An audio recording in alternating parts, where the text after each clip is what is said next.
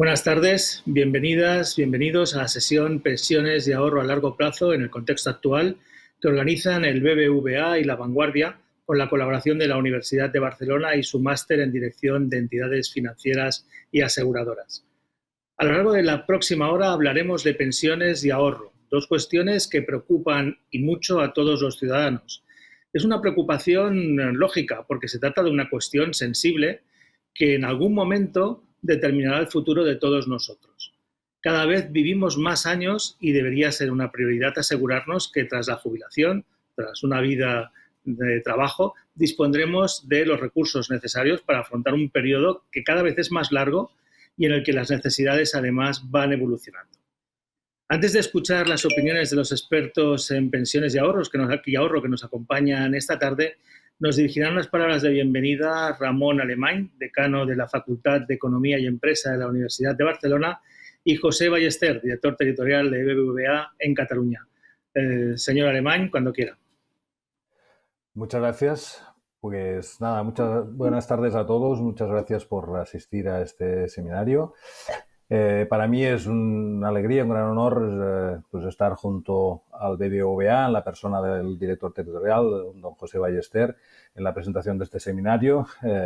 Bien como decano de la Facultad de Economía y Empresa, la única facultad en Cataluña donde se imparten estudios de formación de actuarios en seguros. Pues es una satisfacción participar hoy en este evento. Evidentemente en nuestra facultad hay muchos grupos de investigación, muchos profesores, muchas investigadoras e investigadores que se dedican a analizar en profundidad los temas que hoy se van a tratar y ofrecer nuestro grano de arena es importante para hoy nosotros. Nuestra facultad ofrece un máster en formación reglada, un máster en ciencias actuariales y financieras desde hace muchísimos años. También en el grado de Administración y Dirección de Empresas tenemos una mención sobre las ciencias actuariales y las finanzas, donde se imparte pues, el core syllabus que exige la Asociación Actuarial Europea. Y, como decía, pues es la única facultad en Cataluña donde se imparten este tipo de estudios. Eso en formación reglada, pero en formación permanente pues también tenemos un gran número de cursos de posgrado, cursos de especialización y especialmente destaca pues el máster que hoy también está presente en esta sesión, el máster de Dirección de Entidades Aseguradoras y Financieras, que ya lleva su edición número 21 y, por tanto, han pasado por él numerosos directivos del sector asegurador y financiero. Me comentaban hoy que más de 300, en concreto 309. Pues bien, estoy seguro que la directora del máster, la doctora Mercedes Ayuso, posteriormente, juntamente con el doctor Rafael Domènech, pues se ganarán el interés de todos ustedes exponiendo grandes aportaciones al tema que se plantea. Pues nada, muchas gracias por asistir y un honor poder estar hoy aquí junto con todos ustedes. Y le paso la palabra al señor José Ballester.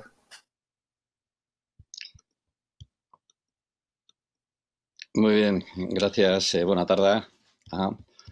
Que me falla aquí está fallando eso. Gracias a todos por asistir a este encuentro virtual que inaugura nuestra tradicional ronda de encuentros con expertos académicos para abordar el futuro de nuestro sistema de pensiones, en este caso titulado Pensiones y ahorro a largo plazo. Quiero agradecer en esta ocasión a la Universidad de Barcelona y su máster en Dirección de Entidades Financieras y Aseguradoras por impulsar este encuentro. Gracias, por supuesto, como no podía ser de otra manera, a La Vanguardia por acompañarnos y, como no, al Instituto BBVA de Pensiones y a los ponentes, Mercedes Ayuso y Rafael Domènech, por arrojar luz sobre las reformas que sin ninguna duda necesita nuestro sistema de pensiones. Entendemos que este foro no puede estar más de actualidad, ¿no? Cobra más importancia, yo creo que nunca, tras la aprobación de un primer paquete de medidas que se completará próximamente con un segundo bloque, así como una reforma que, como todos sabemos, está en trámite parlamentario para lo que es el impulso de los planes de pensiones de las empresas hacia sus empleados, ¿no? Con el debate al que vamos a asistir en unos momentos podremos conocer más sobre estas reformas, si son o no son suficientes y cuál es el calado de las mismas. Estamos, yo diría que en un momento crucial para adoptar las medidas necesarias y no podemos ni debemos dejar pasar esta oportunidad para dejar un sistema de pensiones sostenible para las generaciones futuras. Y cuando hablamos de las generaciones futuras nos estamos refiriendo a nuestros jóvenes de hoy, ¿no? Entendemos que la pandemia y la crisis económica han puesto de manifiesto la importancia de tener bien armadas las estructuras de nuestro estado de bienestar, pero también han puesto de manifiesto lo que es la necesidad de que todos estemos concienciados de la importancia de planificar y de ahorrar para nuestro futuro, ¿no? De gestionar hoy para vivir más tranquilos mañana una vez abandonemos nuestra vida laboral. Estos conceptos que acabo de declinar forman parte de lo que en BBVA llamamos la salud financiera de los ciudadanos y que por su relevancia consideramos como una de nuestras prioridades estratégicas. No me quiero extender más, reitero agradecimiento a todas las personas que hacen y han hecho posible este evento y sin más cedo la palabra para que pueda dar comienzo el debate. Muchas gracias a todos y benvinguts. Señor Alemán, señor Ballester, muchas gracias por sus palabras y por acompañarnos. Vamos pues a empezar ya a conocer la identidad de los expertos que nos ilustrarán a lo largo de la próxima hora sobre la realidad de las pensiones, el futuro de las pensiones y del ahorro a largo plazo en España y todos esos cambios que se están produciendo a iniciativa del Gobierno. Para ello contamos con la presencia de Mercedes Ayuso, catedrática de Estadística Actuarial de la Universidad de Barcelona y experta del Instituto BBVA de Pensiones, y con Rafael Domènech, responsable de Análisis Económicos del BBVA Research y catedrático de Economía por la Universidad de Valencia. Antes de formular la primera pregunta, si me permiten nuestros expertos, quisiera recordar a todos los participantes, a todos los que están siguiendo esta sesión, que pueden formularnos, hacernos llegar sus preguntas, sus inquietudes a través del formulario que aparece a la derecha de sus pantallas y que, bueno, a lo largo de la sesión iremos recogiendo esas preguntas y trataremos de trasladárselas a nuestros expertos. Por empezar por algún punto, me gustaría, Rafael Domènech, conocer su punto de vista sobre las expectativas económicas para España en un contexto, pues diría, complicado. Salimos de una pandemia con una guerra inesperada y cómo puede impactar esa situación de la economía actual en la reforma que está planteada de las pensiones. Bueno, pues muy buenas tardes, Enrique. Déjame primero agradecer tanto a La Vanguardia, a la Universidad de Barcelona y a su Facultad de Economía y a BBVA la organización de este evento y sobre todo la presencia de todas las personas que nos acompañan hoy aquí. Para poner en contexto la recuperación que está viviendo la economía española, déjame que esboce muy brevemente cómo cerramos el año 2021 para que las personas que hoy están aquí pues vean, ¿no?, cuál es la situación de partida del sistema de pensiones, ¿no? 2021 cerró con un crecimiento del Producto Interior Bruto de la economía española del 5,1% real, que en términos nominales fue del 7,4%. Esta recuperación económica, después de la fuerte caída que tuvimos en el 2020, pues ha permitido un aumento de los ingresos del sistema de pensiones que ha superado ya incluso los del 2019, ¿no? Alcanza ya unos 140.000 millones y esto equivale a aproximadamente al 11,6% de nuestro Producto Interior Bruto. La cuestión es que después de una ligera caída de los ingresos y este aumento, esto no ha sido suficiente como para cerrar el déficit del sistema de pensiones porque el gasto ha seguido creciendo. Lo hizo en 2020 con la pandemia y lo ha vuelto a hacer en 2021 y alcanza ya los 168.000 millones, ¿no? El déficit del sistema de pensiones, no de la seguridad social, los gastos del sistema de pensiones, no el de la seguridad social, que lógicamente contiene otras partidas. Ese gasto representa, ese gasto en pensiones, pues representa un 14% del Producto Interior Bruto frente al 11,6, 11,7 de los ingresos. Por lo tanto, el déficit del sistema en 2021 pues ha sido de unos 28.000 millones, que equivale pues eso, a aproximadamente un 2,3% del PIB. Todo esto son cifras provisionales, ¿no? que conforme vayamos teniendo mejores datos de la intervención general del Estado, pues podremos cerrar, pero son los datos que hemos conocido ahora a 31 de marzo. Yo creo que el primer mensaje que tenemos es que, por lo tanto, el sistema en 2021 presenta una situación que nos dice que no es autosuficiente, es decir, que no es capaz de generar un equilibrio entre los ingresos por cotizaciones sociales y los gastos en pensiones. Para 2022, ¿no? Y aquí ya hablo de las expectativas que tenemos de crecimiento, esperamos que la economía española crezca un 4,1% en términos reales. Hoy, por ejemplo, hemos conocido los datos de la encuesta de población activa, son positivos una vez que utilizamos las variables desestacionalizadas, y ello a pesar de la guerra en Ucrania, ¿no? Hemos visto que el empleo pues, ha crecido en el primer trimestre un 1,1% con los datos desestacionalizados. Mañana conoceremos el crecimiento del PIB, pero todo indica que puede situarse ligeramente por encima del 1%, en línea con lo que ha crecido el empleo. De hecho, nosotros tenemos una previsión de crecimiento en el primer trimestre del 1,4%, ¿no?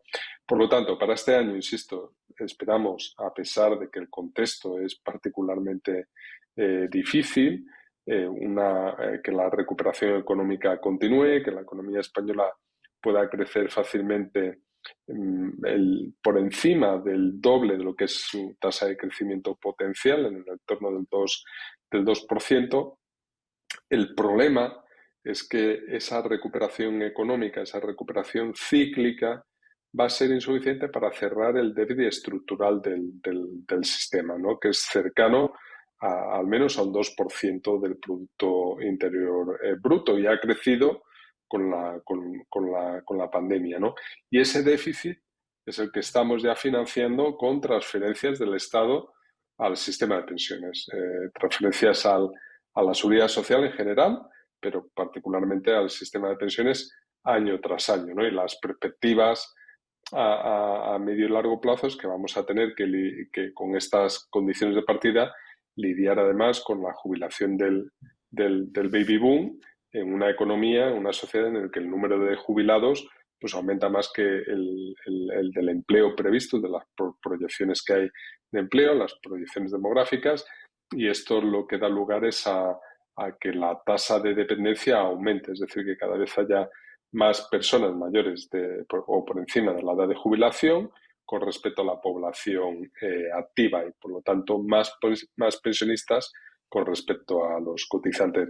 Si me permite, lo dejo aquí y luego, si quieres, Enrique, volvemos a hablar, ¿no?, de los efectos que pueden tener las reformas en curso que estamos haciendo. Perfecto, me parece perfecto. Mercedes Ayuso, el Gobierno aprobó, hemos comentado ya antes, un primer bloque de medidas que ya conocemos y trabaja ahora en una segunda fase. En líneas generales, ¿cómo ve, qué valoración hace de las medidas que se están planteando desde el Ejecutivo? Bien, en primer lugar, muchas gracias a todos, como no, muchísimas gracias al Instituto BBVA de Pensiones, a La Vanguardia y a la propia facultad, ¿no? Es un honor para mí estar aquí con todos vosotros, con todos ustedes, incluidos los alumnos, ¿no? Algunos alumnos de nuestra facultad. Bien, yo creo que estamos en un momento muy relevante, porque se han llevado ya a cabo un primer paquete de medidas de reforma y estamos a las puertas, ¿no?, de que se vayan comunicando pues, el segundo bloque de medidas. A modo de resumen, para que toda la audiencia lo tenga más o menos claro, se han llevado a cabo fundamentalmente, yo diría, cinco puntos fundamentales o 5 hechos fundamentales. La reforma o lo que ya tenemos encima de la mesa, porque ya tenemos la ley de finales del año pasado que lo recoge, hace referencia sobre todo a cambios en todo lo que son factores asociados a jubilación anticipada, a jubilación demorada, a mecanismo o manera de indexar las pensiones y a lo que se viene a denominar mecanismo de equidad intergeneracional, en el sentido de diseñar un sistema que permita trabajar a las generaciones de una manera equitativa, ¿no? De una manera justa entre ellas. Son 4 medidas relevantes que han venido a sustituir las medidas que estaban en vigor a partir de la reforma del 2013 y que realmente, fundamentalmente 2, yo diría, es decir, todo lo que es la revalorización de las pensiones y todo lo que es el mecanismo, el diseño del mecanismo de equidad intergeneracional es sustancialmente distinto de lo que teníamos hasta finales del año pasado. En términos de jubilación anticipada, ha habido un cambio en el diseño de los coeficientes, pero sobre todo en la manera como se aplican estos coeficientes, sobre todo pasando de lo que era una valoración trimestral a una valoración mensual. Son hechos que son importantes, sobre todo porque nos permiten comparar, ¿no? desde un punto de vista técnico. Y en términos de jubilación demorada, que es un aspecto muy importante, porque déjenme que diga que sin duda el tipo de actuación más relevante que se está produciendo ahora mismo a nivel mundial con la mayoría de los países embarcados en reformas de pensiones es el retoque de la edad de jubilación. Por tanto, una jubilación demorada sin duda está asociada a este hecho que estoy comentando. Ha tenido también hechos diferenciales, hechos relevantes, sobre todo porque ha puesto encima de la mesa 2 actuaciones que son distintas entre sí, ¿no? Es decir, la posibilidad de que la persona pueda acceder a un porcentaje adicional a su pensión si continúa en el mercado de trabajo más allá de la edad de jubilación, o la posibilidad de que en lugar de coger o de sufrir un porcentaje adicional por año añadido, pues pueda acceder a un monto de capital, a una cantidad determinada en función de unas determinadas características, ¿de acuerdo? Que también viene a favorecer esa permanencia en mercado laboral. Entre estas 2 actuaciones, desde un punto de vista técnico, ya vimos diferencias. Por ejemplo, cuando hablamos de jubilación anticipada, estamos haciendo mediciones a nivel mensual. Sin embargo, cuando hablamos de jubilación demorada, la valoración se hace a nivel anual. Estos son puntos que para nosotros nos generan ciertas asimetrías nada desdeñables, ¿de acuerdo? En términos de revalorización, aquí probablemente es uno de los hechos o de los cambios más importantes, por lo menos el más conocido, el más relevante, ¿no? a nivel social, es la indexación con el IPC, ¿no? Con la inflación, en el sentido de que diseñamos nuestro sistema de pensiones en base, a la hora de revalorizarlo, en base a una medida específica, a una única medida, y déjenme que diga, es ligeramente o sustancialmente distinto de lo que se viene haciendo en otros países. No piensen que en todos los países las indexaciones se hacen relativas al índice de precios al consumo. Hay países que sí, ¿de acuerdo? Pero sí que es verdad que en muchos países no se hace solo en relación al índice de precios al consumo, sino que se busca combinaciones de este indicador con otro tipo de medida, como puede ser la variación salarial, ¿de acuerdo? Es cómo cambian los salarios, ¿no?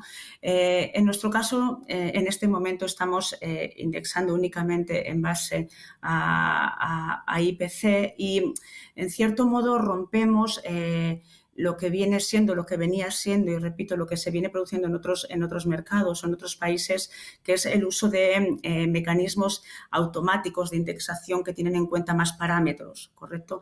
Fíjense la relevancia de indexar únicamente en base a IPC o en la medida como esta medida se ve afectada, ¿no? Ahora mismo estamos en un momento en el que estamos delante, ¿no? De tasas muy elevadas, básicamente por hechos que nos vienen de fuera, ¿no? Por lo tanto, son indicadores que son muy importantes y que están tocando muy de cerca a un sistema propio, un sistema de pensiones nuestro, un poco como consecuencia de estar dentro de un mercado o de sistema globalizado. Y finalmente, la cuarta medida que les avanzaba, y una quinta que también comentaré, es este mecanismo de equidad intergeneracional, que es diferente sustancialmente del que se había propuesto en la anterior reforma, sobre todo porque con la anterior reforma se hablábamos de un mecanismo muy fundamentado en esperanza de vida, un valor que desde el punto de vista actuarial para nosotros tiene mucha relevancia, con sus problemas, porque una esperanza de vida tiene desviaciones y hay que tenerla controlada, es decir, hay que saber que estamos utilizando una medida que resume mucho, ¿no?, el comportamiento en vida de una población, pero que puede haber diferencias dentro de esa población, pero sí que es verdad que es una medida, bueno, muy utilizada, yo diría, en muchos países. Este mecanismo es sustituido por un nuevo mecanismo de equidad intergeneracional muy centrado en población trabajadora desde el punto de vista de que sustancialmente está hablando de un aumento en el porcentaje de cotización y, por lo tanto, asociado, como digo, a mercado laboral. Y la quinta reforma, para hacer así un resumen rápido, también es algo, ¿no?, que estamos viendo mucho ahora, bueno, en estos últimos meses, oyendo mucho, que es este desarrollo, este intento de desarrollo importante del segundo pilar de pensiones, un segundo pilar ligado per se a lo que son planes de pensiones de empleo.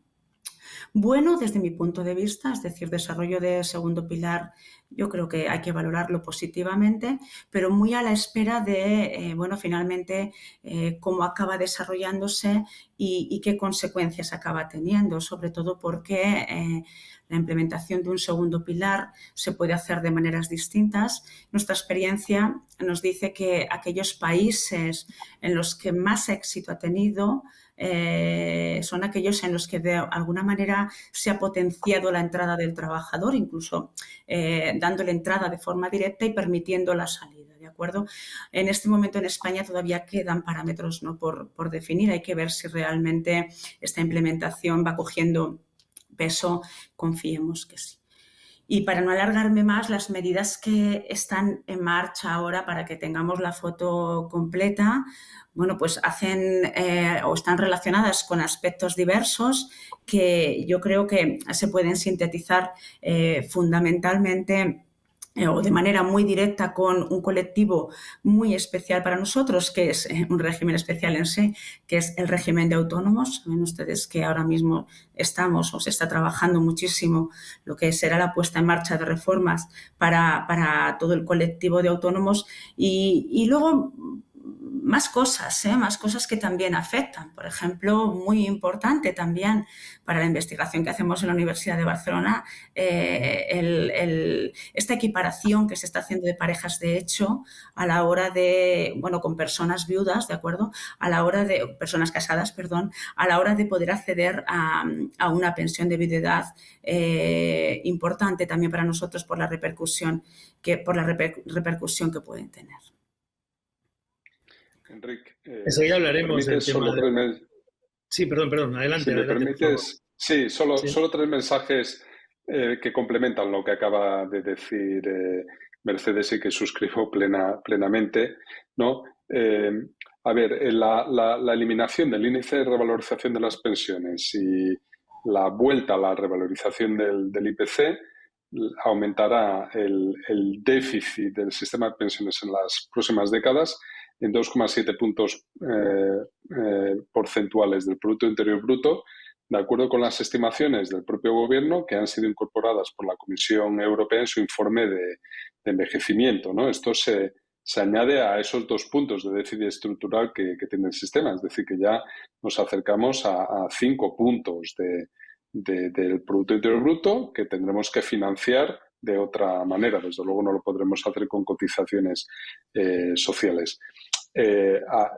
Para que también nos hagamos una idea, bajemos a la tierra lo que supone cada punto, ¿no?, de IPC en términos de más gasto por esta revalorización de las pensiones. Antes decía pues que nos estamos gastando en pensiones del orden de, en 2021, unos 168.000 millones. Pues claro, cada punto de revalorización supone pues aproximadamente unos 1.700 millones adicionales este año, pero en términos de valor presente, en la medida que que a ese aumento se va a aplicar los sucesivos incrementos en años posteriores mientras los jubilados sigan en el sistema, pues lógicamente en términos de valor presente estos son muchos miles de millones adicionales, ¿no?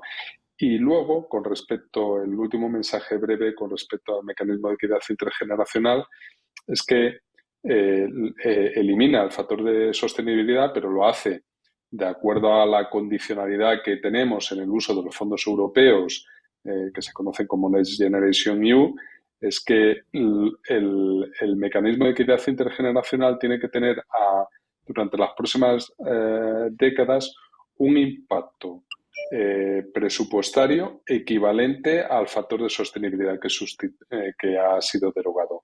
Ese factor de sostenibilidad que lo que hacía era ajustar la pensión inicial al aumento de la esperanza de vida, con las previsiones que había de ese aumento de la esperanza de vida, lo que se esperaba es que tuviera un impacto presupuestario equivalente a través de ese incentivo a demorar la jubilación o si no, se recortaba la pensión inicial conforme aumentaba la esperanza de vida, equivalente a 9 décimas, un punto del Producto Interior Bruto en las próximas décadas, con lo cual lo que está previsto es que no solo ya se ha producido un aumento ahora transitorio de las cotizaciones sociales, ¿no?, sino que además se tendrá que ir revisando al alza para que tenga un efecto presupuestario similar al factor de sostenibilidad derogado durante las próximas décadas.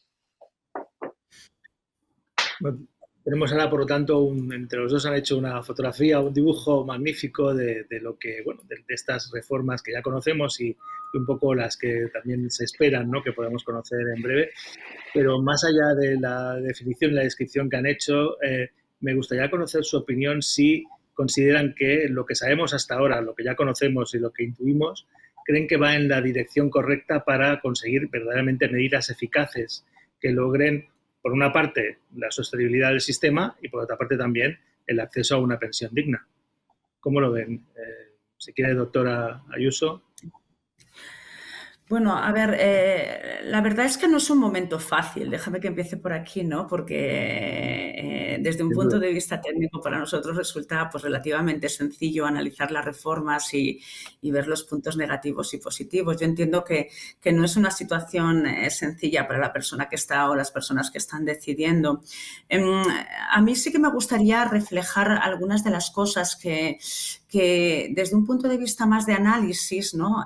Bueno, un poco nos llevan a ir con cuidado, ¿no?, a ir con cautela, sobre todo para garantizar, bueno, esas 3 palabras, ¿no?, que siempre decimos cuando hablamos de pensiones o cuando se definen los sistemas de pensiones, que es garantizar una sostenibilidad, es decir, que los ingresos igualen a los gastos, esto va así de manera fácil, una suficiencia, es decir, que las pensiones sean suficientes para las personas a la hora de garantizar su calidad de vida, esa calidad de vida necesaria, y que sean equitativas, es decir, que las generaciones se vean todas igual tratadas, ¿no?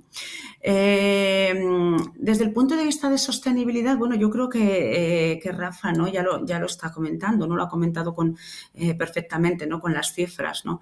Estamos en un momento en el que realmente los ingresos no llegan para cubrir los gastos y no podemos olvidarnos del sistema de pensiones que tenemos. Es decir, es un sistema de pensiones que para vivir necesita ese equilibrio. Y necesita ese equilibrio ahora, mañana y en el largo plazo. Por lo tanto, es una de las premisas fundamentales y tenemos que estar muy encima de las correcciones de esas desviaciones. De ahí la necesidad, desde mi punto de vista, de diseñar mecanismos de ajuste automático que nos permitan marcar alertas, ¿no?, que nos permitan decir, cuidado, que esto se está desviando, cuidado, que hay que actuar, ¿no? Desde el punto de vista de la suficiencia, bueno, sí que es cierto y hoy salían cifras, ¿no?, también que nuestro sistema de pensiones, tal y como está definido actualmente, es un sistema que sí que garantiza suficiencia. De hecho, estamos hablando de unos porcentajes, unas tasas de cobertura de las más altas, ¿no? De Europa. Lo que pasa es que esto no debería ser una única premisa, al menos desde mi punto de vista, porque no podemos hablar solamente de la suficiencia como tal, sino la suficiencia dentro de un globo, es decir, dentro de un conjunto poblacional, dentro de un sistema de pensiones que afecta a personas que ya están jubiladas, que están o contabilizamos como población pasiva, pero también a personas que están en población activa. Por lo tanto, hablar de suficiencia para mí está muy bien, es necesario garantizar ese nivel, ¿de acuerdo?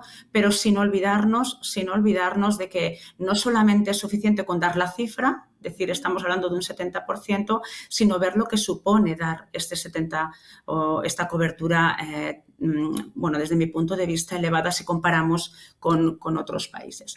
Y luego está el punto de la equidad, que es un punto fundamental y que implica un trabajo bueno, déjenme que lo diga, ¿no? Claramente actuarial, ¿no? Y por eso hablamos alto y claro desde el punto de vista de este mundo, ¿no? Del mundo estadístico actuarial en su conjunto. La equidad requiere sí o sí, desde mi punto de vista, trabajar con la vida de la persona. Requiere trabajar con generaciones, porque no todas las generaciones son iguales, pero requiere y mucho saber cuál es el tiempo que esperamos que la persona viva. Es decir, y es un cálculo que muchas veces lo decimos, ¿no? Un cálculo trivial. Oye, es que si tú tienes que planificar lo que te vas a gastar en tu casa, tienes que saber cuánto tiempo, ¿no? Tienes que asumir ese gasto. Bueno, pues en pensiones es lo mismo. Por lo tanto, bueno, está claro que el diseño, ¿no? de cualquier sistema de pensiones, pero el nuestro también, tiene que tener encima de la mesa la vida de la persona. Creo que es importante, y no me alargo más, creo que es importante que empecemos a medir pensiones, y esto también lo vamos poniendo, ¿no? Por muchas de las cosas que vamos escribiendo, que empecemos a hablar mucho de la riqueza en pensión de las personas, ¿no?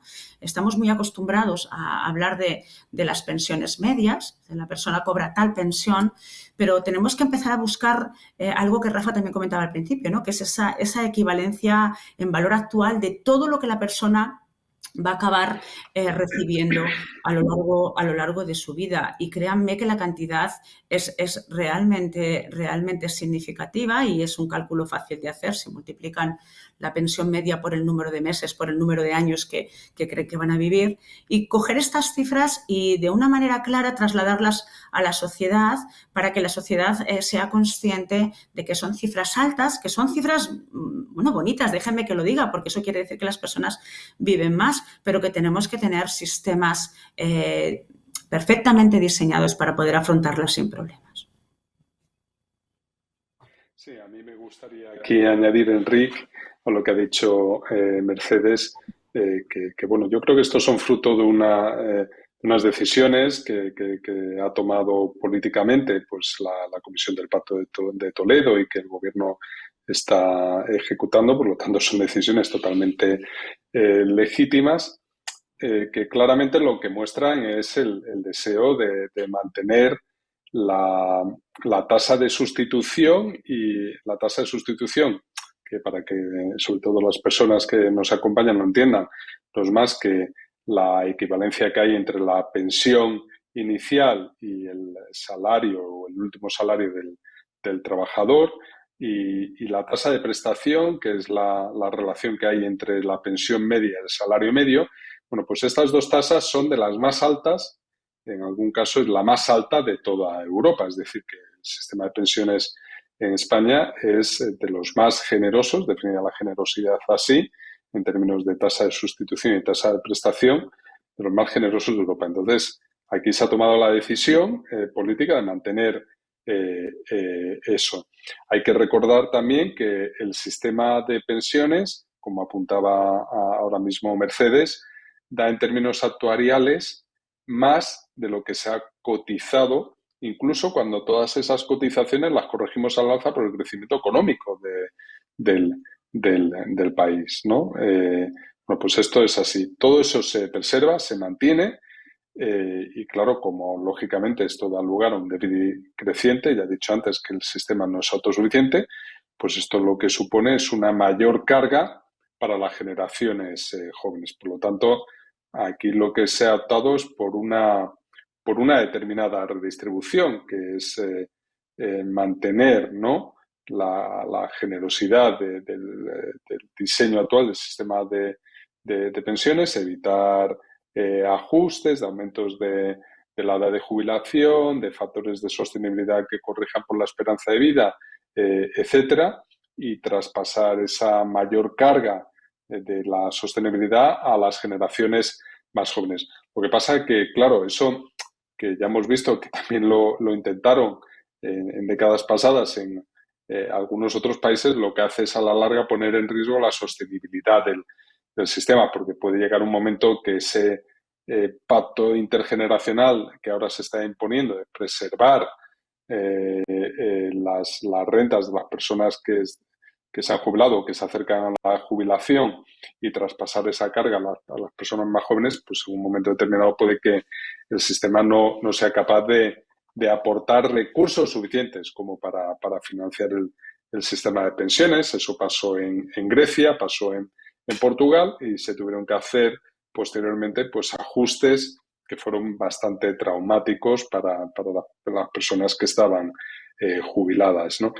Yo, frente a esa situación y frente a lo que se está optando aquí en España, prefiero lo que hacen otros países en Europa, que además nos deberían servir, ¿no?, como ejemplos de mejores prácticas en muchas otras dimensiones sociales, pues son sociedades más productivas, en las que hay más y mejor empleo, en las que los salarios son mayores, en las que gracias a esa mayor productividad, en la que la equidad es mayor, etcétera. Y estos países pues optan por sistemas de pensiones que son autosuficientes, ¿no?, con una buena garantía en términos de suficiencia para las pensiones mínimas. Es decir, que ninguna persona puede quedar por debajo de un umbral de una vida digna en el momento de la jubilación. Pero a partir de ahí diseñamos un sistema que es autosuficiente, es decir, que con las cotizaciones sociales es capaz de autofinanciarse y, por lo tanto, que evita traspasar a otras generaciones para no romper ese principio de equidad y para generar riesgos de insostenibilidad, pues que no traspasa esa carga de déficits presentes y futuros a las generaciones más jóvenes. Pero bueno, insisto que esto es una opción de tipo de política económica, ¿no?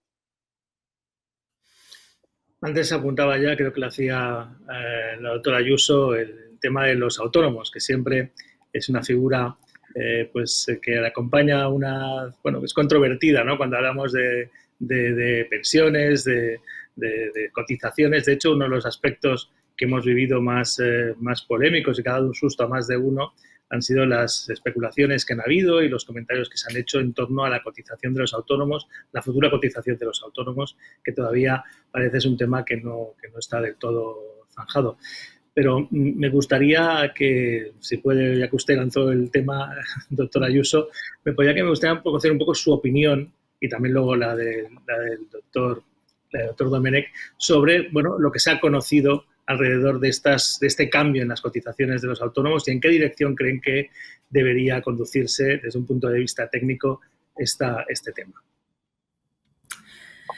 Bueno, como bien estás indicando, Enric, todavía está encima de la mesa. Es decir, lo que tenemos, bueno, pues es un poco lo que ha ido saliendo, ¿no?, en lo que se está planteando, se está trabajando, ¿no?, dentro del gobierno. Yo creo que el colectivo de autónomos es un colectivo ahora mismo que tiene que ser tratado con mucha delicadeza, ¿no?, con mucho cariño, sobre todo porque han vivido de primera mano el efecto de la pandemia. Yo creo que ha sido una situación dura para todos ellos, con muchas empresas pues realmente entrando en fallida. ¿Qué es lo que yo creo que se pretende? Bueno, yo creo que lo que se pretende es buscar dentro de este colectivo una redistribución, ¿no?, de alguna manera, Yo diría que, en cierto modo, prácticamente imitando, y no sé si imitando es la palabra más adecuada, lo que podemos ver en el régimen de cotización general, ¿no? Es decir, lo que se busca es hacer un diseño por escalas en base a ingresos reales, donde hay una serie de escalas o una serie de intervalos, digamos, por nivel de ingreso, y donde claramente nos encontramos una franja intermedia en la que prácticamente los cambios son mínimos en términos de lo que acabará siendo el efecto en cotización. Por debajo de esa franja vemos claramente una mejora en nivel de cotización, es decir, aquellas personas autónomas que tienen menos ingresos se van a ver favorecidos si esto continúa así. Y por contra, aquellas personas que tienen unos ingresos claramente superiores, ¿no? en los deciles superiores, son los que van a tener que hacer frente, ¿no? a unos niveles de cotización más elevados. Bueno, el hándicap o la discusión, ¿dónde está? Bueno, realmente en la permanencia, déjenme que lo diga correctamente, ¿no? La estabilidad que el autónomo puede tener a la hora de generar ingresos de manera secuencial, de manera permanente en el medio y largo plazo. Es decir, yo creo que ahí está el gran debate, ¿no? Es decir, la garantía de unos ingresos no es como tal una garantía en este colectivo, y yo creo que el punto delicado está realmente ahí. Además de que, claro, cuando se contabilizan los ingresos reales, ¿no? en el colectivo de autónomos, pues intervienen muchas otras partidas, ¿no? A nivel contable, como pueden ser los gastos fiscalmente deducibles y los no deducibles, que hay que tener muy claro a la hora de sentar las bases que después darán lugar, la base sobre la que se aplicará el porcentaje de cotización. Pero para resumir, yo creo que básicamente el punto fundamental está ahí, ¿no? En un intento, en alguna manera o de alguna manera, de redistribuir, ¿no? dentro de este colectivo entre lo que son personas con ingresos reales altos y personas con ingresos reales bajos, dejando prácticamente quieta la franja intermedia, que por otro lado es la más frecuente. Sí, Sí, sí. Yo, por completar lo que ha dicho Mercedes, solo quiero resaltar que estamos hablando efectivamente de un régimen en el que hay que tener en cuenta que el déficit actuarial es incluso más elevado que en los otros regímenes del sistema de pensiones, ¿no?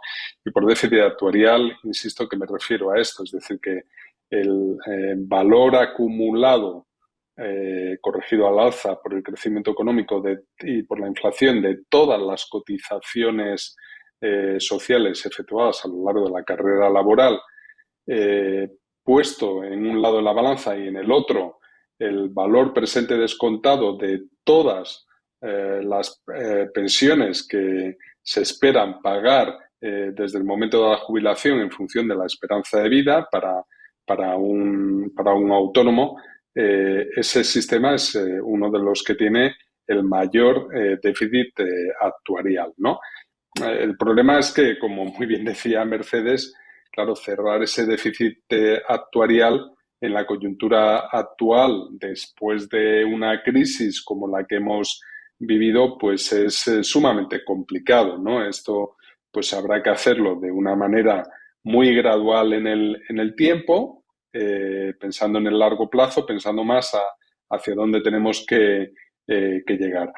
Y a mí ahí, en ese sentido, pensando también en una solución gradual, pues claro, lo que me gusta es, ¿no?, lo que han hecho otros países, por ejemplo, países nórdicos y algún otro, que es un sistema de reparto sobre la base de cuentas nacionales o cuentas individuales, que el sistema sigue siendo de reparto, pero cada euro cotizado en valor presente en el momento de la jubilación es igual a un euro de pensión, también valor actual, y por lo tanto el sistema está en equilibrio. Y da igual que eso sea para un trabajador por cuenta ajena o por cuenta propia para un autónomo, ¿no? El sistema está en equilibrio y no hay distinción entre regímenes. Yo creo que eso es a lo que deberíamos de tender, tanto para el sistema general como para el sistema de trabajadores autónomos, y que la solución pasa por ahí. Pero insisto que esto ahora, en estos momentos, pues hay que hacerlo con la máxima delicadeza, teniendo en cuenta cuál es la posición de partida de un colectivo que ha sido de los que más ha sufrido con la crisis del COVID. Permítanme que dé las gracias a los participantes que están siguiendo esta sesión, porque la verdad es que están llegando muchas preguntas, están ustedes generando gran interés. Ya decíamos al principio, ¿no?, que efectivamente este es un tema que nos atañe a todos y que precisamente siempre, pero quizás más en este momento, ¿no?, en el que se están en los medios hablando permanentemente de esa reforma a la que aludíamos, pues genera evidentemente inquietud, genera preguntas, genera curiosidad. Y seguramente no es casual, ahora que hablábamos de autónomos, permítanme que les formule la primera cuestión que llega directamente de nuestra audiencia y que dice, pues bueno, una pregunta muy directa. ¿Qué tienen que hacer los autónomos para tener una pensión digna? Bueno, puedo contestar yo en primer lugar, si quieres, Rafa, y matizamos. Adelante, Mercedes. Bueno, yo creo que los autónomos, como toda la población, tienen que tener derecho, obviamente, a una pensión digna. Sí que es importante, desde mi punto de vista, que el autónomo tome en consideración, y de manera muy relevante, lo importante, ¿no?, lo importante que es tener una pensión garantizada. Lo digo porque, bueno, sí que es verdad que a veces sin quererlo, obviamente, pues se puede entrar en la delicadeza o en la debilidad de no garantizar, ¿no?, esa suficiencia de pensión, simplemente pues porque las cotizaciones realizadas pues quizá no superan determinados umbrales. Entonces, para mí es importante tener bien diseñado un sistema. Como decía Rafa, yo creo, y yo también soy clara defensora, ¿no?, de sistemas de cuentas en las cuales cada persona de una manera u otra tenga garantizada esa pensión, siempre con una pensión mínima para todo el mundo. Es importante, repito, que tomemos conciencia, que el autónomo tome también conciencia de la relevancia que la pensión va a tener en su vida, ¿no? Y de una forma u otra apueste, ¿no?, por ese nivel de cotización que le permita tenerlo, y que cuando llegue el momento, bueno, pues la suficiencia esté totalmente garantizada. Es decir, aquí en la reforma tiene que garantizar, como se ha hecho en otros países, que este régimen especial está bien diseñado, es decir, que tiene la cobertura necesaria, y paralelamente el individuo como tal también tiene que hacer un esfuerzo relevante, ¿no?, por luchar, ¿no?, por tener claramente constituida esa pensión para su momento de jubilación. Sí, yo por añadir aquí, creo que los autónomos lo que tienen es que trabajar en lo que son los tres pilares del sistema de pensiones. El primer pilar, que es el sistema público, ¿no?, de reparto, pues en la medida de lo posible cotizar en función de las previsiones de ingresos anuales y ver la cotización como un salario diferido para el momento de la jubilación, ¿no? Y que esto, pues que lo hagan dada la variabilidad que pueden tener sus ingresos, pues como decía, ¿no?, cotizar en función de las previsiones de los ingresos anuales. Habrá meses que tendrán que cotizar menos si los ingresos son menores, pero que eso lo compensen con, a lo mejor cuando tengan algunos ingresos extraordinarios, con mayores cotizaciones, para que en promedio pues haya una correspondencia entre lo que son los ingresos promedios para periodos de tiempo relativamente amplios y las cotizaciones que hacen. La segunda estrategia es aprovechar los fondos de pensiones de empleo de promoción pública que se quieren poner ahora en marcha, ¿no?, que es el segundo pilar, ¿no? Los autónomos, por definición, pues no han podido participar hasta ahora en lo que eran los planes de pensiones de empresas, pero ahora se abre la posibilidad de que puedan participar en planes de pensiones de sus asociaciones de autónomos. Pues esto, en la medida que puedan, que lo hagan y que aprovechen pues no voy a decir, porque no me gusta hablar de ventajas fiscales porque no lo son. En el fondo es una tributación diferida. Lo que se aporte a esos planes pues no está exento hasta un límite de tributación en el IRPF y por lo tanto se paga en el momento del rescate, ¿no?, del plan de pensiones, por eso hablamos de tributación diferida.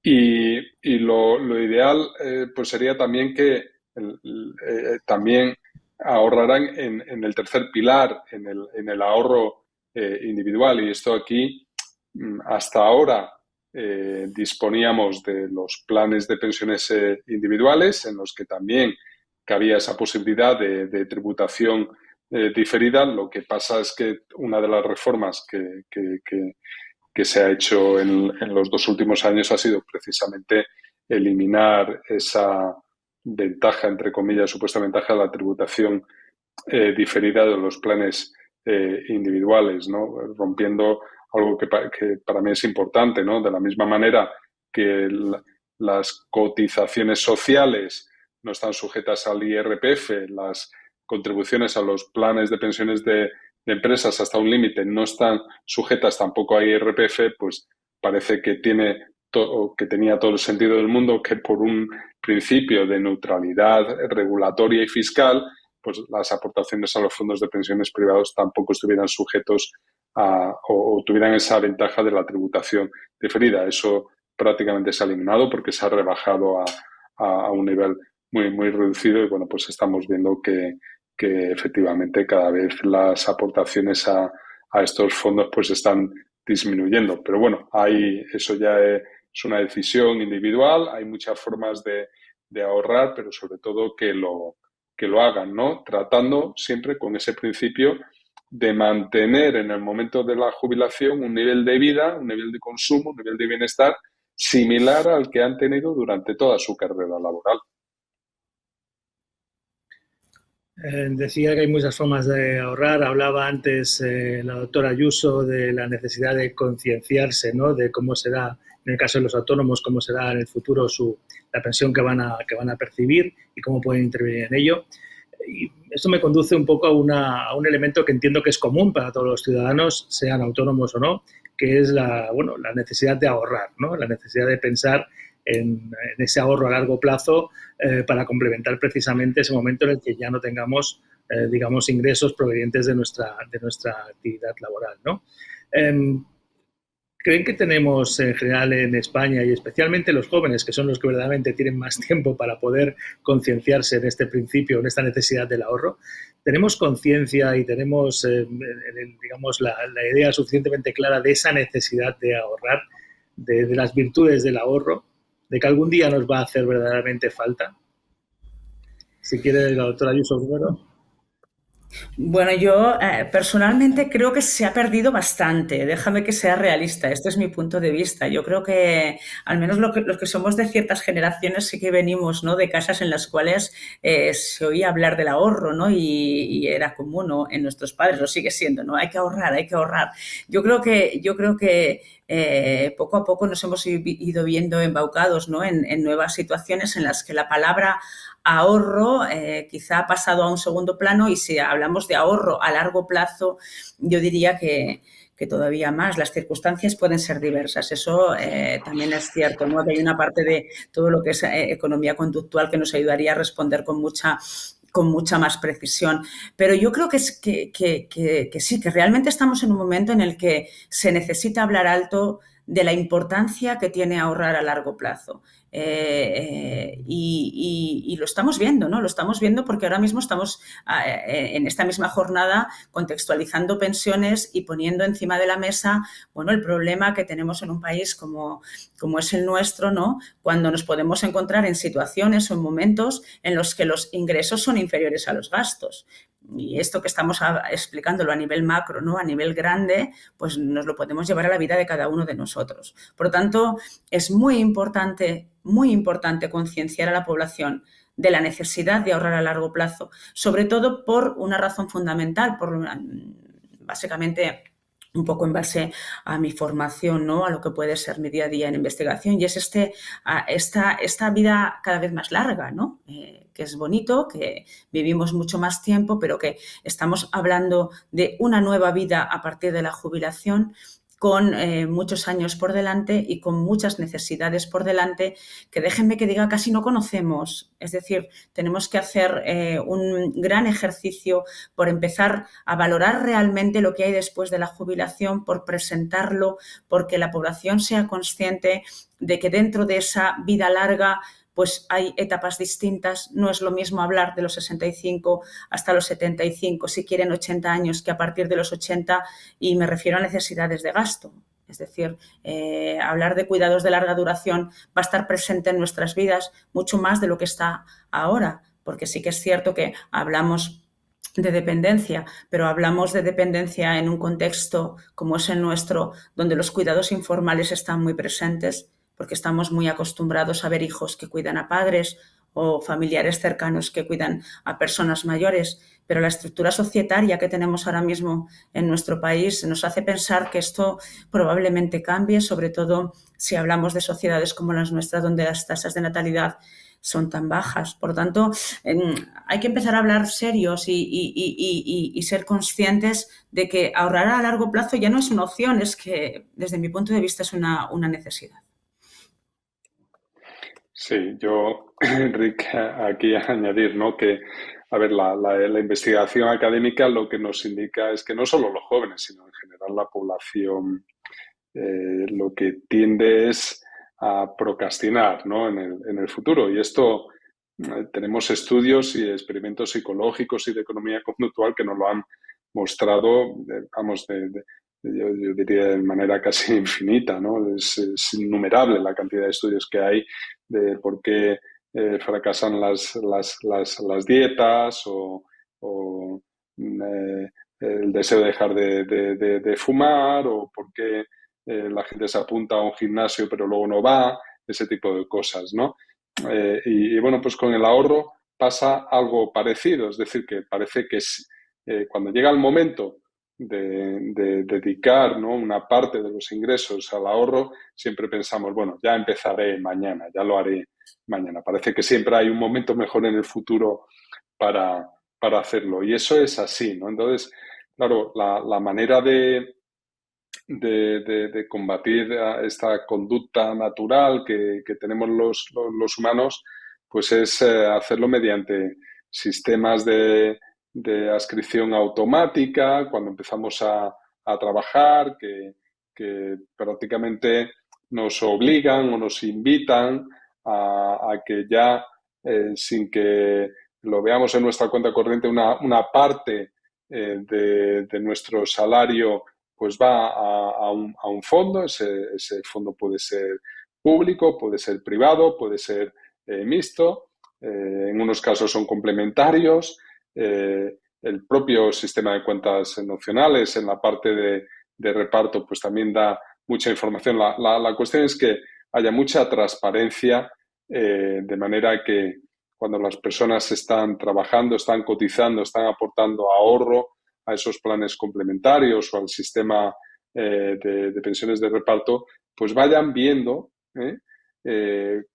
cómo va a ser su pensión en el futuro en función de lo que están cotizando y en función de lo que están ahorrando. Yo diría que esa es la manera de generar esa concienciación, porque lo más importante es lo que he dicho antes, ¿no? Es decir, que cualquier persona, sea autónomo, sea asalariado, en el momento de la cotización, de la jubilación, lo que tiene que pretender es jubilarse con un nivel de vida similar al que ha tenido durante toda su carrera laboral, ¿no? Y esto es lo que tenemos que incentivar. Sin duda es un objetivo que casi todo el mundo compartiría, ¿no? Les voy a formular otra pregunta que nos llega por parte de nuestra audiencia, y como siempre, por todas las preguntas que envía la audiencia, que por supuesto es muy sabia, son muy concretas y son muy prácticas, ¿no? Y en este caso concreto y en torno al tema que estamos hablando, pues nos dicen cómo se puede incentivar a las personas a ahorrar teniendo en cuenta que los límites son ahora más bajos en el concepto de beneficios fiscales. No sé, si quiere, en este caso podemos empezar por usted, Rafael Domenech. Bueno, antes lo decía, ¿no? Es decir, que los planes de pensiones privados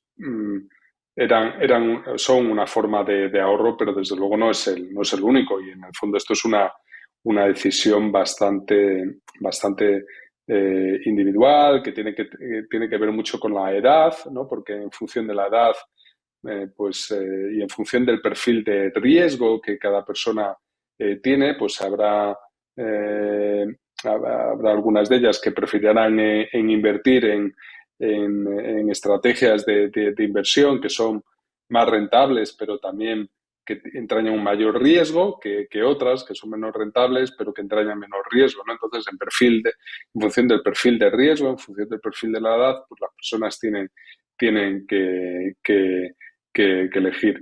Lamentablemente, lo que se ha producido ahora pues es esto, ¿no? Al rebajar el límite, ¿no? de esa deducción fiscal, el límite a esa tributación diferida por las aportaciones a los planes de pensiones, pues se elimina o se reduce mucho una de las opciones que había antes. Quedan afortunadamente muchas otras, pero obviamente ya sin esa ventaja potencial del diferimiento de la tributación fiscal, ¿no? Lo dejaría aquí. Sí, doctora Ayuso. Sí, yo estoy de acuerdo. Yo creo que antes también lo comentábamos, esta rebaja, ¿no? en el tratamiento fiscal que se ha dado al tercer pilar, cuando menos también nos ha llamado la atención, ¿no? Es decir, sí que es cierto que en base a los datos publicados, bueno, las características de las personas que acaban aportando, ¿no? a tercer pilar son las que son y probablemente haya una correlación con un determinado nivel de renta, pero desde mi punto de vista, frenar el ahorro no es bueno y no se está haciendo en otros países. El tercer pilar está presente en la mayoría de los sistemas de pensiones, básicamente porque es el tercer pilar y quiere decir que tiene un segundo y un primero delante. Es decir, forma parte de una estructura que es la estructura de los tres pilares y, por lo tanto, desde el punto de vista teórico, desde el punto de vista académico, no acaba de tener demasiado sentido, ¿no? Pues, en cierto modo, penalizar, ¿no? el ahorro en este pilar, permítanme la redundancia, aunque sea o porque sea de unas determinadas características. Es ahorro individual y como tal yo creo que siempre debe ser bienvenido.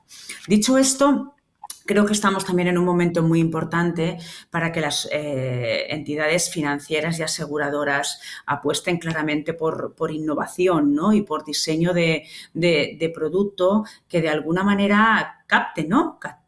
Haga cautivas a las personas para potenciar el ahorro a largo plazo. Hay ya mecanismos, es decir, seguro que todos nosotros, cuando hemos ido a hablar con nuestro gestor, nos ha dicho, mira, esto es fundamental para el ahorro a largo plazo, pero se puede hacer todavía más. Desde el punto de vista académico no queda, es decir, son muchas las personas que en el ámbito financiero están trabajando por el diseño de nuevo producto, dando incluso entrada, ¿no? a unas formas de ahorro que a veces nos cuesta denominar ahorro, o al menos en la literatura académica no se asocia directamente a ahorro como tal, como es la vivienda.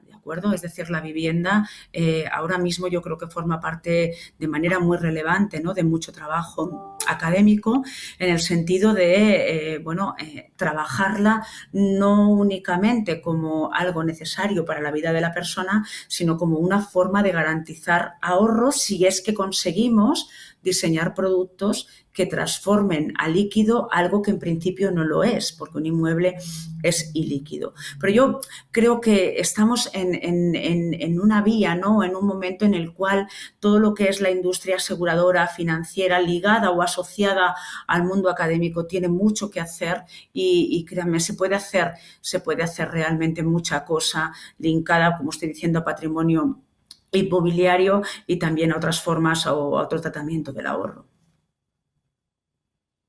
Sí, respecto a ese impulso que las reformas que se conocen dan al segundo pilar, ¿no? Nos llega una pregunta por parte de nuestra audiencia que les plantea directamente si no creen que debería ser obligatorio para las empresas precisamente el hacer esas cotizaciones a través del segundo pilar para sus trabajadores, tal como sucede en otros países, y ponen como ejemplo en este caso el Reino Unido. No sé, Rafael Domènech, sí, si quiere... Bueno, a ver, esto es algo que ya hemos planteado, ¿no? La conveniencia de que a través de la negociación colectiva, pues las empresas y los trabajadores pudieran desarrollar este tipo de planes de empleo, ¿no? Que son un componente muy importante en muchos países, particularmente en el Reino Unido, Holanda, Suecia. O sea, curiosamente es que España es donde menos se ha desarrollado este tipo de planes, ¿no? La reforma en marcha trata de compensar esa brecha, ¿no? Que tenemos con otros países, ¿no? Pero lamentablemente lo va a hacer a costa en parte del tercer pilar, en el que ya estábamos también muy atrasados, ¿no? Es decir, que en el fondo, ¿qué es lo que ocurre? Pues que en España no ha sido una necesidad de desarrollar el segundo y el tercer pilar, teniendo en cuenta que las tasas de sustitución teóricas para muchísimas personas trabajadoras, para la mayoría, pues estaban por encima del 80%. O sea, hay personas que prácticamente se jubilan con una pensión inicial que es prácticamente idéntica a la del último salario que han recibido un mes antes de jubilarse, ¿no? Pues en ese caso, pues claro, con tasas de sustitución tan elevadas, pero hay que recordar que solo se han podido mantener sobre la base de unas circunstancias demográficas excepcionales, que fue la incorporación al mercado de trabajo del baby boom, pero que ahora, cuando tenemos la jubilación del baby boom, ocurre todo lo contrario, es decir, que esas tasas de sustitución y de prestación no se pueden mantener con los recursos propios del sistema y, por lo tanto, de ahí la necesidad de desarrollar el segundo y el tercer pilar. Pero esto debe hacerse, como estamos diciendo, de manera complementaria. Son pilares complementarios, no sustitutivos unos de otros, ¿no? Y desde luego a mí me gusta mucho la idea, ¿no?, de que esto surja de la negociación colectiva, y tenemos la experiencia de que en muchos países esto es una manera adicional que tienen las empresas de atraer talento a las mismas, ¿no? A través de de contribuciones complementarias que hacen a la del trabajador en estos planes de pensiones de empleo, ¿no? Y aquí es muy importante tener en cuenta la necesidad de que haya una portabilidad, ¿no? De que los trabajadores y las empresas puedan cotizar a un mismo plan de pensiones, teniendo en cuenta pues, que cada vez con más frecuencia una persona trabajadora va cambiando de empresa con una frecuencia mayor a lo largo de su carrera laboral. Carreras laborales que, por el propio aumento de la esperanza de vida, también exigen que sean más largas, ¿no? Por lo tanto, todo lo que podamos hacer para fomentar este segundo pilar es bienvenido, pero no lo hagamos a costa del tercero. Lo que sin duda se deduce un poco de sus intervenciones es que es necesario entrar a fondo en ese proceso de reformas que hacen falta retoques, que el sistema dista de ser perfecto, sobre todo cuando lo extendemos en el tiempo. Y antes mencionaba el doctor Domenech el tema de los cambios traumáticos que tuvieron que hacer griegos, nuestros vecinos portugueses y también los griegos, ¿no?, en sus pensiones ante una situación de extrema dificultad en la que evidentemente pues nunca estamos libres, ¿no? Y hay una pregunta que nos llega en este sentido, ¿no?, y que les traslado. ¿Cuánto tiempo tenemos de margen, ¿no?, para hacer cambios graduales en nuestro sistema de pensiones y no tener que hacer esos ajustes en las pensiones como hicieron griegos y portugueses? Bueno, la pregunta no es fácil de contestar y déjenme también un poco que haga un mapa, ¿no?, en el tiempo. Yo creo que tenemos por delante 30 años relevantes, es decir, desde el 2022 que estamos en este momento hasta el 2050 aproximadamente, que no es poco, ¿de acuerdo? Porque estamos hablando de un horizonte considerable. Vamos a tener un movimiento poblacional muy claro, con mucha concentración de población mayor en intervalos superiores, es decir, por encima de los 65 años. ¿Cuánto tiempo tenemos para asumir esto? Pues yo creo que poco. Es decir, de hecho deberíamos tenerlo ya suficientemente asumido. Si hay algo que nos da o que en cierto modo nos genera un cierto malestar, es que van pasando los años. Estamos hablando ya de reformas desde el 2011, ¿no?, que estamos con reformas encima de la mesa y sí que es verdad que es el momento de entrar en reforma de calado, pero repito, reforma de calado que tenga muy claro, o que tenga muy claro encima, sí, que delante tenga lo que supone estos grupos poblacionales tan grandes, con estas esperanzas de vida tan grandes, en términos de la riqueza en pensión que se tiene que generar para poder dar cobertura a todas las personas de manera suficiente. Yo creo que las actuaciones no se pueden demorar. Además, este es un punto también muy importante en investigación y son las demoras, ¿no? Es decir, muchas de las reformas cuando se ponen en marcha, fíjense, se pospone su entrada en vigor, ¿no? Es decir, se hace el diseño y dice, esto entrará en vigor en el año 2024, ¿no? Bueno, pues está suficientemente demostrado, y aquí también les hablo de primera mano en relación a otros países, sobre todo cuando se trabaja la parte demográfica, la parte de esperanza de vida, que en el momento de entrada en vigor de las reformas, es decir, cuando llega el año X que a nivel legal estaba marcado, pues deja de ser efectivo, porque aquello ya no es lo que se pensaba que iba a ser. Es decir, los retardos son importantes y las revisiones sistemáticas también. Es decir, los países que tienen, véase Suecia, por ejemplo, que para nosotros es paradigmático, tienen una revisión sistemática de dato. Es decir, cada año se hace una valoración de dónde estamos, tenemos que corregir. Por lo tanto, importante empezar a actuar. Bueno, ya se está actuando, no quiere decir que no se haya hecho, trabajar fuerte, porque tenemos unos años importantes, que no son pocos, ya muy cerca. A ver, yo creo que vamos tarde, ¿no? Y en algún momento estamos yendo además en la dirección contraria, ¿no? Claro, Mercedes decía hace un momento, ¿no? Desde 2011 estamos haciendo cosas, ¿no? ¿Por qué? Porque en 2011 el sistema de pensiones empezó a incurrir en un déficit, ya a no generar recursos suficientes como para poder atender las pensiones. Y desde entonces hemos acumulado un déficit, el déficit acumulado durante esta década es de más de 180.000 millones de euros. Esto es más de un año de lo que pagamos en pensiones, que el año pasado fueron 168.000 millones, con diferencia en la partida de gasto público mayor de todas las que tienen nuestras administraciones públicas, ¿no? Y aquí, por lo tanto, además hay un efecto bola de nieve, porque decía que el déficit no solo es que es importante, es un déficit que está en el entorno del 2% del PIB, unas décimas por arriba, sino que además la tendencia es a que vaya aumentando, porque algunas de las reformas que habíamos hecho en esta década se han revertido, con lo cual lo que hemos hecho ha sido, de alguna manera, perder una década perdida, porque algunas de las reformas las hemos revertido, ¿no? Y volvemos a donde estábamos hace 10 años, pero con un déficit mayor y con menos tiempo para hacer. Por lo tanto, contestando a tu pregunta, Henry, lo deberíamos haber hecho antes, deberíamos haber mantenido las reformas, deberíamos seguir trabajando por ellas y, por lo tanto, cuanto antes lo hagamos, mejor, pero nuestra situación de partida ya es peor que la que teníamos hace una década.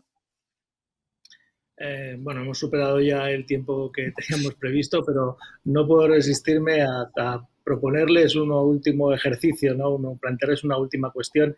Ya sé que no son adivinos, pero evidentemente en pensiones todos los cambios, todo se hace sobre todo pensando, entiendo, no en mañana, sino en dentro de mucho más tiempo, ¿no? Y en ese sentido me gustaría que hiciesen un ejercicio lo más breve posible para tratar de trasladar a la parte más joven de nuestra audiencia, los que todavía tienen más tiempo para planificar su jubilación, pues bueno, ¿cómo creen que será esa jubilación? ¿Qué cosas deberían tener en cuenta? ¿Qué aspectos? Antes comentaba el doctor Domènech, quizás trabajar incluso más años. En fin, me gustaría que para cerrar esta sesión pudieran darnos una pincelada sobre cómo se imaginan que puede ser ese escenario futuro que probablemente nos llevaría en el 2050 en adelante, ¿no? Bueno, Rafa, empiezo yo si quieres. Perfecto. A ver, yo creo, sí, yo creo que los jóvenes tienen que hablar de pensiones, ¿vale? Es decir, esto tiene que empezar a formar parte de su vida. Yo creo que el sistema educativo ya lo está haciendo poco a poco. Estamos tratando de introducir pensiones desde el día 1, ¿no? Tienen que ver que llegará un día en el cual estarán jubilados, es una etapa fantástica, ¿no? Pero que tiene que haber previsto de manera suficiente. Esto en primer lugar. En segundo lugar, tienen que perder el miedo a hablar de pensiones. Y no sé si miedo es la palabra adecuada, porque quizá no les hemos preguntado qué opinan de pensiones. Es decir, es verdad que el discurso está muy, muy centrado en población mayor. Es decir, cuando ves los medios, cuando sale pensiones en la televisión siempre salen personas mayores. ¿Y por qué no salen trabajadores? ¿Y por qué no salen jóvenes? Porque en el sistema de pensiones participamos todos. Entonces, quizá hemos de hacer entre todos un ejercicio de ver que pensiones afecta a todo el grupo poblacional. Y si quieren, llévenlo al mercado de trabajo. Me parece bien, ¿de acuerdo? Pero las personas tenemos que hacer un poco ese cambio de mentalidad. Hay que pedir opinión, hay que saber qué opinan los jóvenes, ¿no? En relación a las pensiones. Y, a ver, yo no quiero ser alarmista. Yo creo que el sistema de pensiones vamos a tener siempre. Lo que sí que me gustaría, ¿no? Y es ya quizá la valoración no final en función del tiempo que nos estás comentando, es que busquemos entre todos el diseño de sistemas realistas, es decir, que pongamos encima las cifras que están saliendo, yo creo, de manera completa, ¿no? a lo largo de esta jornada, y que digamos dónde estamos y qué necesitamos para garantizar que nuestra sociedad es una de las mejores sociedades del mundo, que esto es lo que todos queremos. Un ejercicio de realismo no tiene por qué ser malo. Simplemente nos ayuda a plantear cómo tenemos que seguir trabajando y sin duda hay mucha gente dispuesta a hacerlo. Bien, yo haciendo ese ejercicio de prospección, ¿no?, hacia el futuro que nos pides, Enrique, o sea, yo creo que los jóvenes, teniendo en cuenta lo que hemos dicho, es que bueno, pues seguramente van a tener que hacer frente en las próximas décadas a más cotizaciones sociales y o a más impuestos para financiar ese déficit existente y creciente. Yo creo que ese déficit, en la medida que vaya creciendo, pues aumenta el riesgo y la incertidumbre de que el sistema no sea sostenible, pero como muy bien decía Mercedes, no es que el sistema vaya a quebrar, ¿no? Va a seguir financiando pensiones, pero seguramente no van a poder ser tan generosas como las que conocemos ahora, no van a poder tener la tasa de sustitución que tienen ahora y de la misma manera que tenemos el objetivo de converger en bienestar, en tasas de empleo, en seguridad en el empleo, en productividad, en salarios, en renta per cápita a los países más avanzados de nuestro entorno dentro de la Unión Europea, pues también nos tocará de manera natural que nuestras tasas de prestación del sistema y de sustitución del sistema de pensiones converjan a las que tienen ellos. ¿Y qué pueden hacer los jóvenes ante ese contexto que estamos dibujando?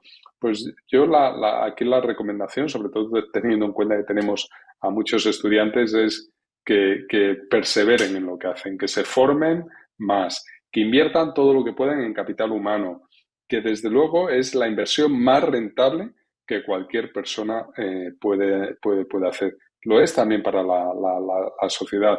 Que se formen también de manera continua, ¿no? Es decir, que cada vez vemos que las ocupaciones, las tareas que desarrollamos cambian más, pero que esa estrategia de invertir más en capital humano de manera continua mejora la empleabilidad, nos hace ser más productivos, tener mayores salarios. También nos va a permitir trabajar más años ante un horizonte que sigue apuntando a que la esperanza de vida va a aumentar, y vamos a tener que ahorrar más. Pero cuanto más productivos seamos, también ese ahorro va a ser mayor. Por lo tanto, perseverar en esa estrategia de mejora continua del capital humano. Muy bien, pues muchísimas gracias a los dos por su generosidad compartiendo sus muchos conocimientos sobre este tema que nos afecta a todos. Gracias también a la audiencia por seguirnos y sobre todo por participar de una manera tan activa. Y bueno, pues nos vemos seguro en el futuro en otra sesión que seguro el tema pensiones y ahorro da para muchísimo y ahí estaremos para poderlo comentar. Muchas gracias a todos. Muchísimas gracias. Encantado. Adiós. Adiós a todos.